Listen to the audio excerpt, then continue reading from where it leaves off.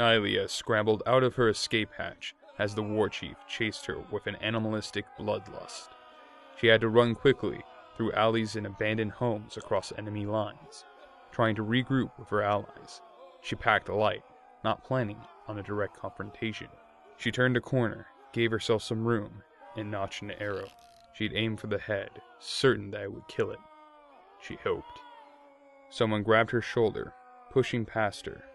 The hand felt scorching, nearly burning through her armor.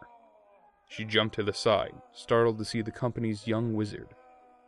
The war chief slid around the corner, not hesitating to charge. As Jekk forcefully pushed his hands out, a wave of fire shot from his fingertips, engulfing the beast. Its screams of agony dwindled into silence. This is going to catch up to us eventually. You find yourselves repeating an earlier conversation inside the Watering Hole Tavern. Nylia and Jekk insisting they do more to prevent the loss of as many lives as possible. Okay. And what do you suggest we do? We tried this before at Oa'Ai. They will not heed the words of outsiders. Then we get one of their own. Someone with influence. Someone to persuade the people of Oa'Ai. I agree. But that might be hard to do, given we're not from around these parts. Excuse me. One of the refugees from Oa'Ai approaches you all. If you wish to speak with the lords of Oa'Ai, my brother is an advisor to Zanele. He may be able to convince her to meet with you and the other two lords. That's perfect! You follow the refugee, named as Dara, to the merchant lord Zanele's home. A 3-story building, painted green along the top with a gray vertical zigzag border. There are 3 stables on the side of the building, leaving the entrance the only one without. As Dara finds his brother inside and explains the situation, along with the fate of Oa'Ai. His brother looks the 3 of you over and asks that you wait in the meeting room. After a few minutes, as Dara joins you all, he is accompanied briefly by a pair of servants who bring in a plate of native fruit and a pitcher of water with glasses.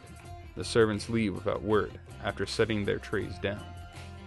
My brother and I spoke briefly with Zanele. She's assembling the other 2 lords immediately to discuss what happened. After a brief 2-hour waiting period, you find yourselves in the middle of a heated meeting with the 3 merchant lords of Oa'Ai.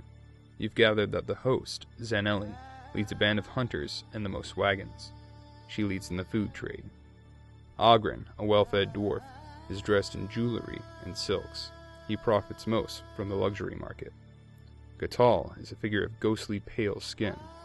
You can't quite tell where his specialties lie, but he keeps glancing over at Jekk at unconventional times.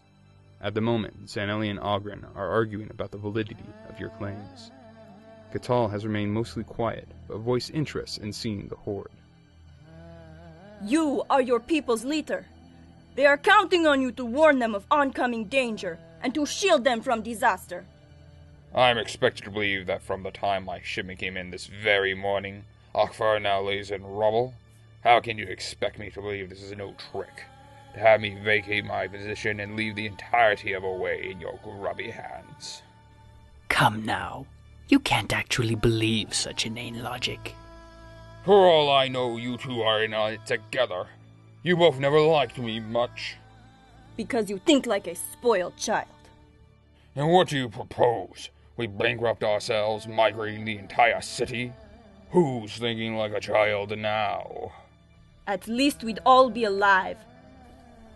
Are we sure that this force is of such immensity that it cannot be stopped?